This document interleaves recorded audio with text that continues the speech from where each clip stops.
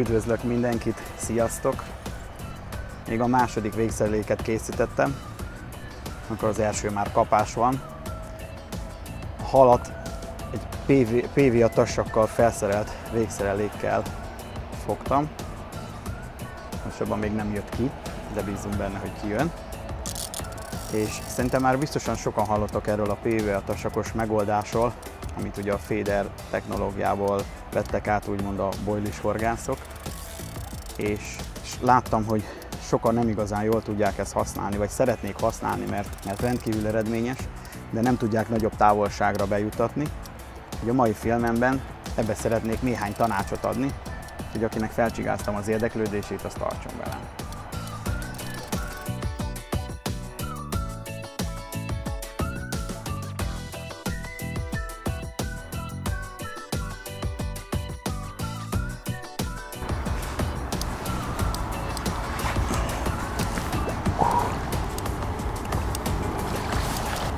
Szuper!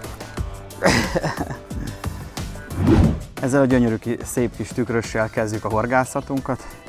Kis duci, ez egy nagyon bíztató jel. Aztán lássuk, hogy mit tudunk elérni ezzel a technikával, amit ígértem ezzel a PVA tasakos módszerrel.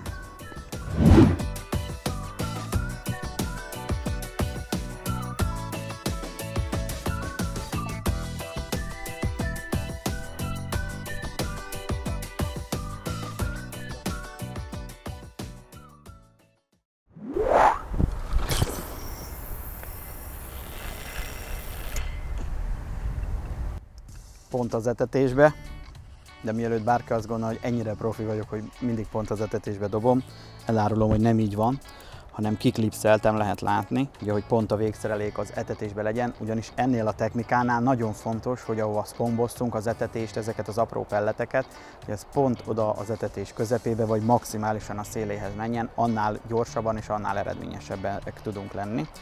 Amit még szeretnék elmondani, hogy ugye ennél a klipszes dolognál fontos az, hogy ha így tesszük rá a botálványra, akkor ugye mivel nagyon kevés leszaladása van a zsinórnak, ezért leránthatja egy nagyobb, úgymond füstölős kapásnál az állványról.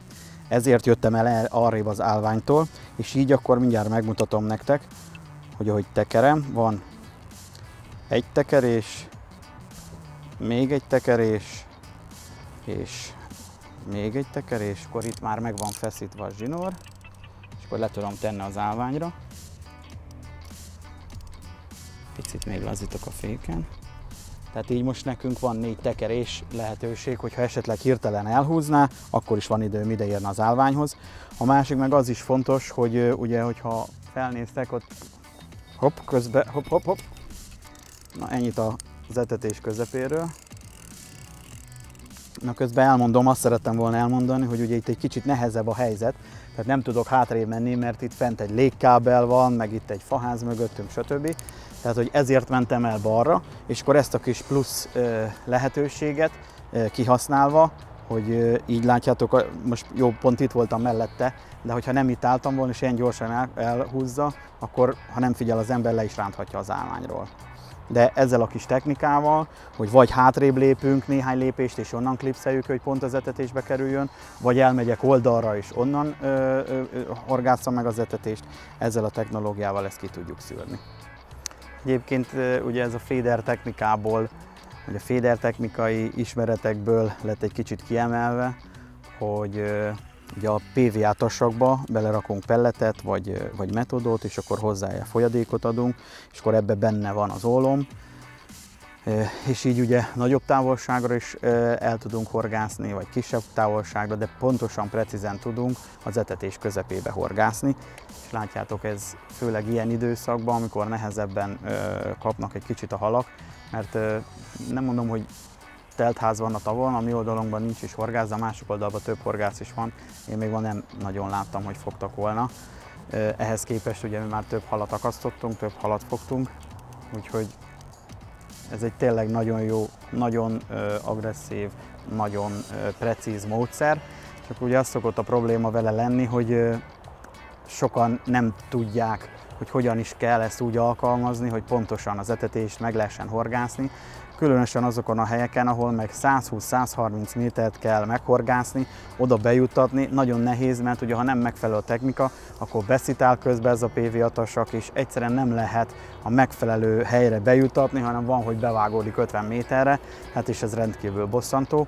A másik dolog meg az, hogy tehát azért kicsit ilyen sziszifuszi módszer ez, de mégis, mint láthatjátok, hogy mennyire eredményes, én azt gondolom, hogy mindenféleképpen megéri, és hogyha azokat is kis pici praktikákat, amiket be fogok mutatni, a horgászok elsajátítják maguknak, akkor ezt nagyon gyorsan, nagyon ügyesen, hatékonyan lehet alkalmazni, és azt gondolom, hogy azt a bíbelődést meg bőven megéri, mert a halkapások száma, meg az eredményesség az magáért beszél, és az bizonyítja, hogy érdemes vele bíbelődni.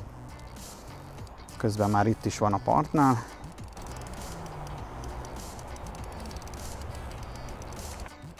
Ugye szeptember közepén vagyunk, már az éjszakák hűlnek egy kicsit, nem is kicsit, és ugye oxigéndúsabb a víz, és elég sokáig kell őket fárasztani, még ha kisebb testű, és akkor is nagyon kis agresszívek.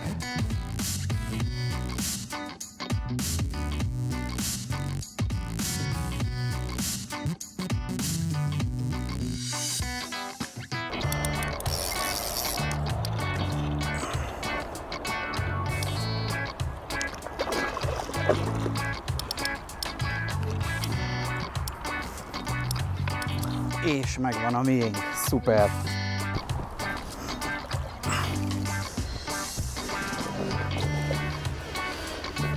Gyönyörű! Hát igen, lehet látni.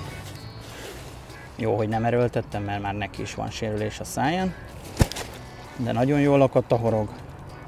És mindjárt szépen lefertőtlenítjük, és akkor be fog gyógyulni neki az a seb is, ami rajta van. Jó. Itt a fertőtlenítő.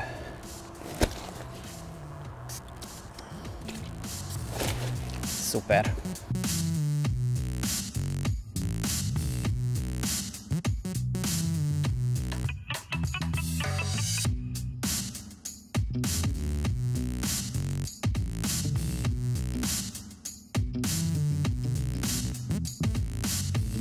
Na, visszaraktam akkor a szereléket, és akkor megmutatnám nektek, hogy hogyan lehet akkor ezt kiklipszelni. Ugye, mint láttátok, a spombot használtam.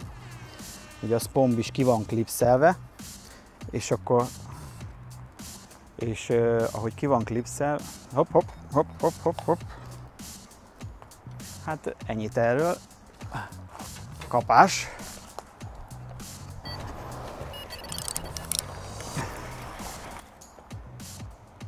Megvan. Na hát akkor most ezt kifárasztom, utána oldalra teszem a horgászbotot, bemutatom nektek, és akkor utána visszadobjuk és horgászunk tovább, mert ez így nem fogunk haladni.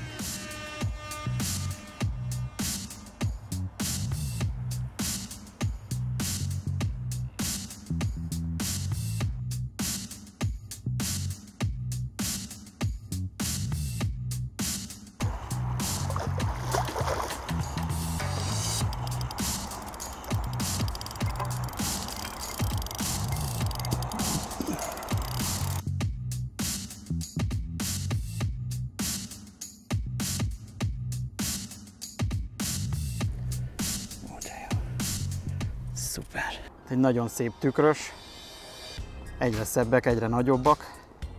Tényleg kezd beérni az etetés. Gyönyörű, tényleg, de hát láthattátok, hogy ez is meddig volt bent. Ráraktam a swinget, és nagyon rövid időn belül elhúzta, be se tudtam mutatni. Úgyhogy most tényleg szépen ezt visszaengedjük, ezt a szép halacskát, és akkor utána bemutatom nektek, hogy hogyan kell leklipszelni, vagy hogyan lehet beállítani a leklipszelést, és akkor utána fogom visszadobni a pecákat is. Végre remélem eljutunk odáig, hogy két bot is bent legyen, és hát két végszerék bent legyen a vízbe. Ahogy ígértem nektek, nem dobtam vissza a végszereléket, viszont bemutatnám nektek, hogy akkor hogyan lehet úgy kiklipszelni, hogy pontos legyen, hogy mindig az etetésbe dobjunk.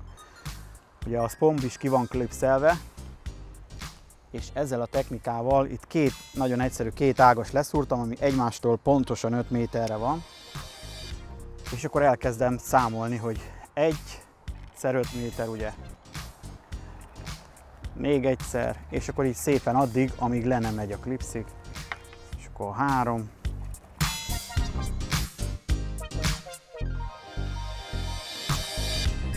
18 és 1 méter. Tehát ha megnézitek, pontosan ugye 18 kört csináltam, akkor az ugye 5 méter egy kör, akkor az 58, 5, 40, akkor tulajdonképpen 91 méterre eltettem pontosan a szpontbal. Tehát ugye most már ezt fogjuk tudni, tehát akkor 18 tekerés, ezt gyorsan vissza leveszem, és akkor nagyon egyszerű feladatunk van, mindössze annyi lesz a feladatunk, hogy ugye ugyanezt megcsináljuk a végszerelékkel, amivel horgászunk, viszont egy pici kis trükk lesz a végén, ugye mert említettem nektek, hogy ahol ilyen nehezített a helyzet, és ugye ki van klipszelve, hogy nehogy lerántsa az állványról a szerelést, ott egy kis trükköt viszünk bele, de már is megmutatom, hogy miről beszélek. Ha látjátok, biztos, hogy könnyebb megérteni. Jó, tehát ezzel meg vagyunk, és akkor jön a végszerelék.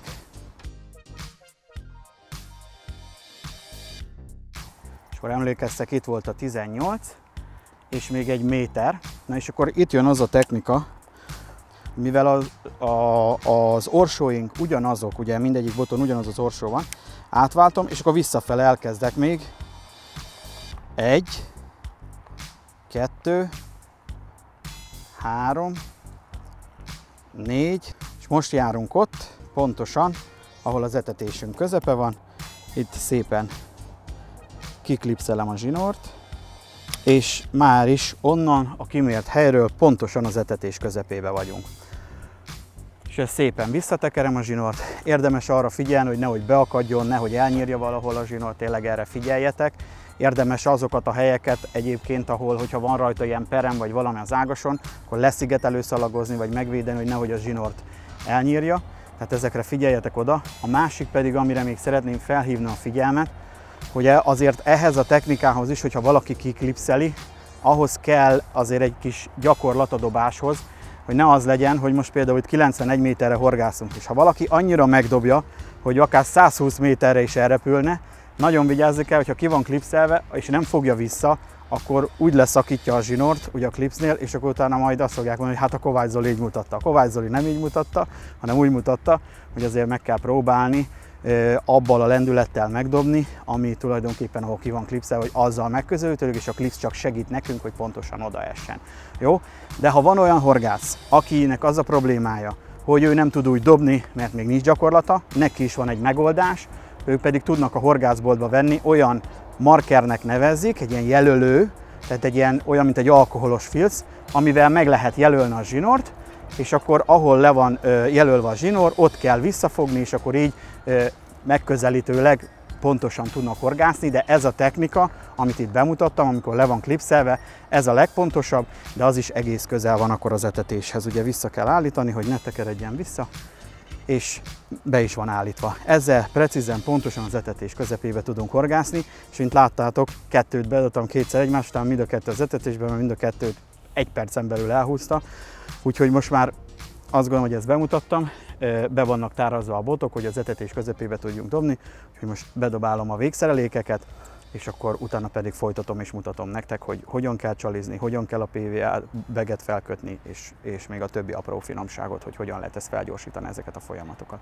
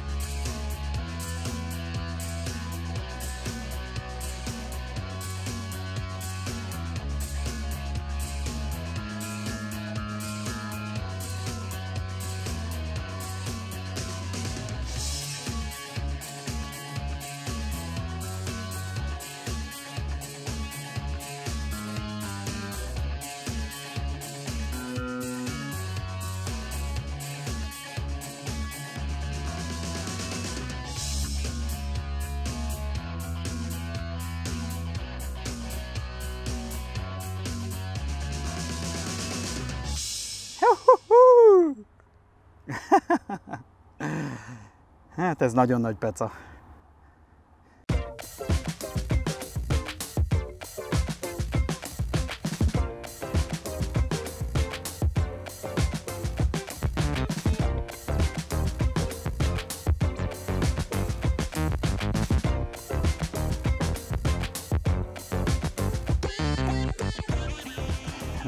Az Amur után átöltöztem, mert megfürödtem vele. De ahogy átöltöztem, befrissítettem utána a botokat is, mondom, hogy leülünk, akkor bemutatom nektek, hogy hogyan készítjük a PVA-t. 2 perc alatt mind a kettőt elhúztam, aztán az a 2 gyönyörű szép pont jött ki. Tényleg azt kell csinálni, hogy ki kell venni a horgászbotot, és úgy tudom bemutatni, mert egyébként így nem fogunk érni a végére, de gyönyörű halak, tényleg mintha egyre nagyobbak jönnének, hát ez a tükrös az még nagyobb, úgyhogy nagyon jó horgászat, én azt gondolom.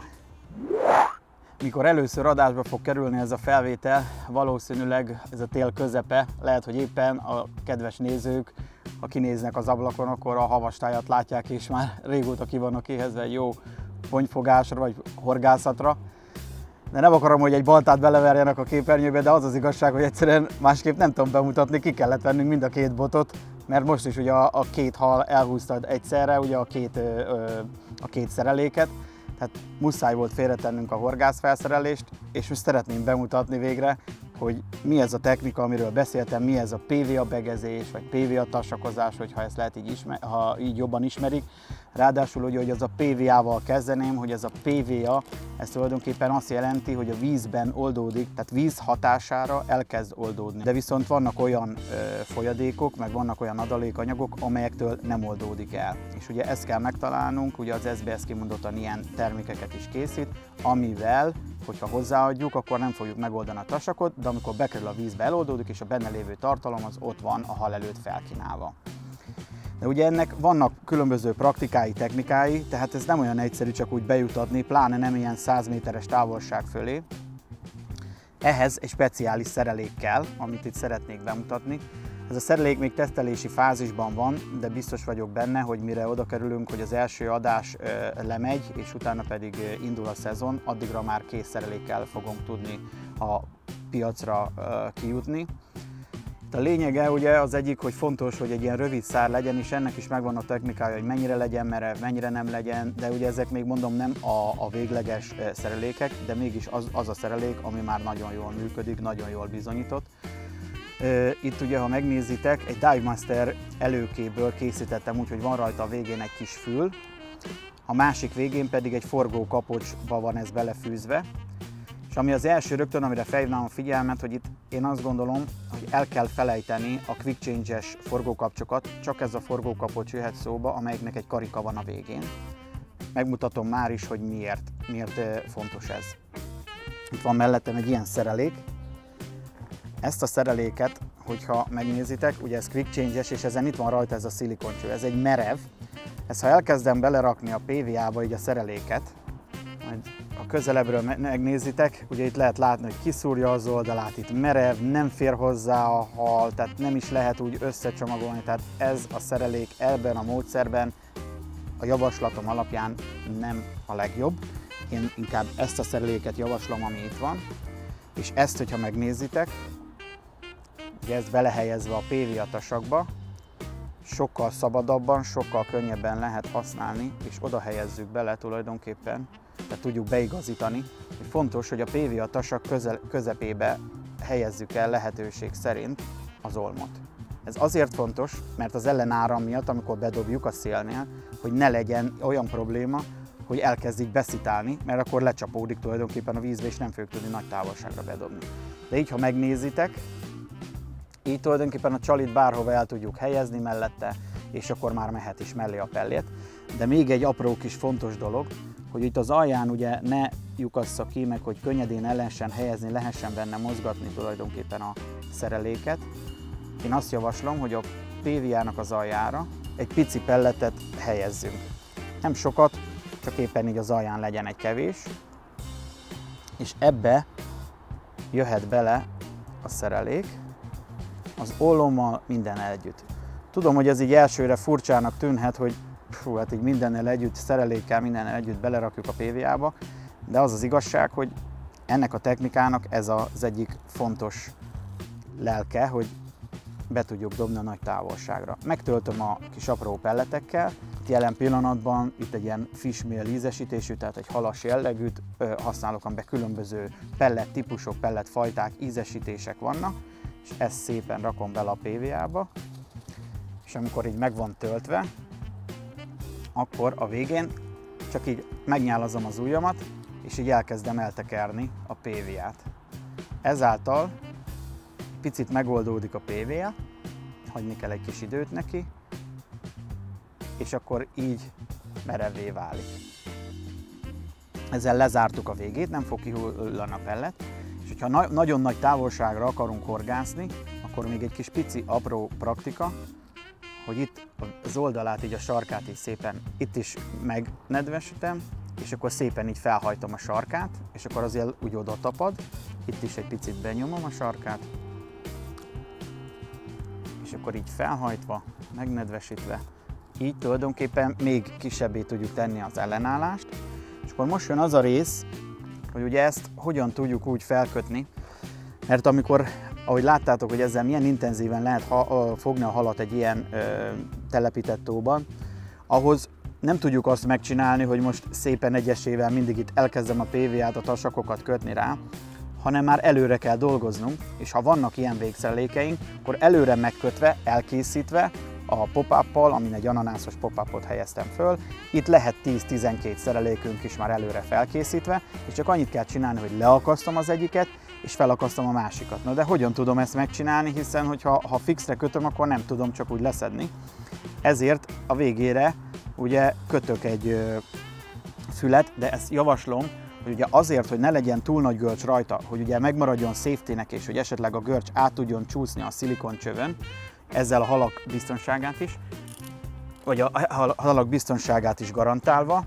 Így én azt javaslom, hogy ebből a dobóelőtétből, amit használunk, az SBS-nek ez a Masterpiece, itt legalább egy jó fél métert vagy egy métert én levágnék belőle, azért, mert ott akkor egy kicsit vékonyabb lesz a zsinór, és ezáltal nem lesz olyan nagy görcs rajta, de dobóelőtétnek még mindenféleképpen fontos, hogy a nagy dobásnál, hogy ne szakadjon el a zsinór, vagy amikor fárasztunk, ugye a bognártüskébe a halnak, ne akadjon bele, vagy ne nyírja el a főzsinórunkat. De fontos, hogy egy egész nagy fület tegyünk rá, ami lehet, hogy egy kicsit nem a legesztétikusabb, viszont nagyon praktikus, és mindjárt megmutatom, hogy miért. Mert ugye legalább akkora fülnek kell lennie, amelyen át tudjuk rakni a PVA-t. Mert ha nem fér át a PVA, nem fogjuk tudni gyorsan lecserélni. És nyilván így a kamera előtt egy kicsit lassabb, hogy részletesen bemutatom, de ez amikor az ember így belejön, akkor ezt nagyon könnyedén, ügyesen lehet csinálni. Tehát nézzétek, csináltam legalább egy ekkora fület, és akkor ezt a kis fület megfogom, ezen a másik végén a kis fülön áthelyezem, és ezen a fülön szépen csak ennyit csinálok, így átengedem, és ha megnézitek, kész a szerkó. És már mehet is a nagy távolságú dobásra. Ezt garantálom, hogyha tényleg középre van helyezve az ólom, azt a szereléket, amit mi összeállítunk, azt használjátok, így ebben a módszerben higgyétek el, hogy lazán be lehet dobni 120-130 méterre, persze aki tud akkorát dobni, de aki ólommal se tud akkorát dobni, az nem fogja tudni bedobni, de majdnem akkora távolságra, mint amekkorára tud ólommal dobni, ezt garantálni tudom, hogy oda be fogja tudni dobni ezt a szereléket. És ugye innen jön még a különlegesség, mert miért kell ezt csinálni, ugyanezt meg lehetne csinálni PVA hálóba is, de hát most miért a tasakot választjuk? Az egyik oka az, hogy a hálóból előfordulhat, hogy az apró szemű pelletek kihullanak. A másik meg az, hogy ebbe a tasakba tudunk belerakni folyadékot. Itt van például több folyadék is, amit tesztelünk, ebből kettőt most kiemeltem, az egyik egy ilyen sötétebb, a másik egy ilyen világosabb, ez ilyen fluminós, aminós keverék. Például az amurt, amit fogtunk, azt most ezt próbáltuk ki, ezt a folyadékot raktunk hozzá, ananászos pop-up volt ezzel a pellettel, és mindössze annyi volt az egész, hogy fogom, így a hegyével átszúrom a PVA-t, így beletolom a közepébe, nyugodtan meg lehet, nem fog szétszakadni, és elkezdem préselni bele a folyadékot, a likvidet. És nyugodtan lehet, ameddig majdnem, hogy tele legyen, és ahol van egy pici lyuk, ugye ott az lyukat talál rajta, de nem kell ettől sem megijedni, és még ha akarunk, még kívülről is lehet rárakni. És így, ha megnézitek, akkor benne van egy olyan csábító, attraktáns folyadék, amivel még jobban ki tudjuk emelni a szerelékünket, meg a csalinkat, és az a helyzet, az a tapasztalat, őszinte leszek, 100%-osan én sem tudom megmagyarázni, hogy miért, de ezekkel a folyadékokkal kombinálva sokkal gyorsabban, sokkal hamarabb lehet kapást elérni, valahogy ez a halaknak rendkívüli módon tetszik. Először, mikor én is ezeket teszteltem, attól tartottam, hogy nagyon agresszív lesz, nagyon édes lesz, vagy nagyon erős lesz, mert ugye sokszor van az, hogy nem szabad, hogy túl erős legyenek az aromák, vagy azok a likvidek, amit a csalira használunk, mert hogy riasztó is lehet, de az az igazság, hogy így ezzel az etetéssel, ezzel a pellettel együtt összekombinálva, annyira fogósnak tűnik, hogy tehát több csapatunk is nagyon szép eredményeket értek már, több első helyezett eredményt is köszönhetnek neki. Például az SBS 10 Kárp is, ők is most O6-on több mint 2 tonnás első hellyel sikerült zárniuk az O6-i versenyt. Azt gondolom, hogy itt a kamerán látott képek, a mai horgászat, meg ezek az eredmények szerintem mindannyiunkat meggyőzték abban, hogy ez egy rendkívül fogós, eredményes horgászat. Ez igaz inkább az intenzíven telepített vizeken, de ezzel kész kompletten a szerelékünk, igazából már csak arra vár, hogy bevetésre kerüljön.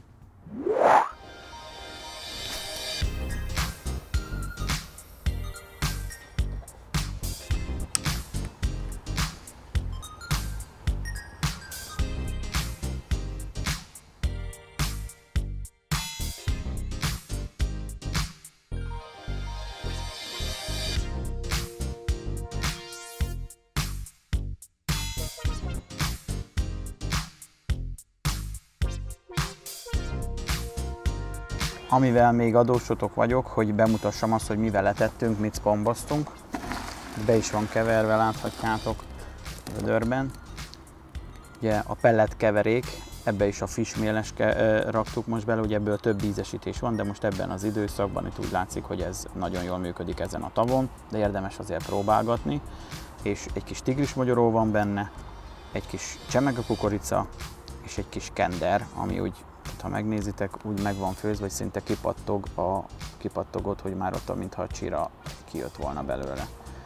Mindössze ennyi, ami benne van, nem egy bonyolult dolog, igazából a titok az a pelletre felvitt adalékanyagban van, amitől olyan fogós, és plusz még amivel ugye kiemeltük, hogy azok az extra folyadékok, amik ugye most is tesztelés alatt állnak, amiket belenyomtunk a PV-tasakban, ez az, ami adja azt a különleges fogósságát. Hogy ezzel letettünk, míg ami fontos talán a mennyiségre, hogy kezdésnek 10 szpombnyi adagot, a nagy szpombbal 10 szpombnyit dobtunk be, és utána pedig azt mondom, hogy egy ilyen másfél óránként, 2 óránként 6 szpombot dobtam rá, de látszik, hogy itt a halak hozzá vannak szokva, ahogy rászpombozunk, van egy pici kézifék, egy néhány perces kézifék, és akkor utána pedig újra elindul és újra elkezdi húzni ugye a szereléken felkínált csalit.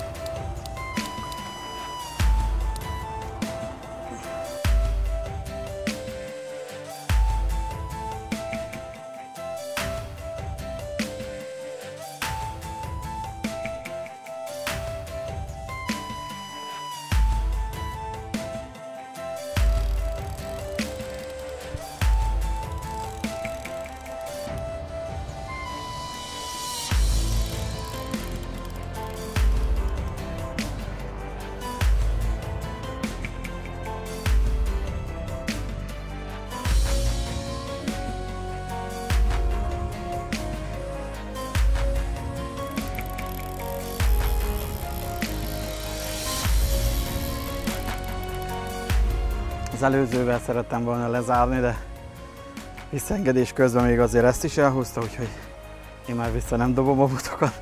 Én kellően elfáradtam. Úgyhogy ezzel tényleg zárom, búcsúzok, úgyhogy találkozunk legközelebb a kiállításon, utána pedig a vízparton. Sziasztok!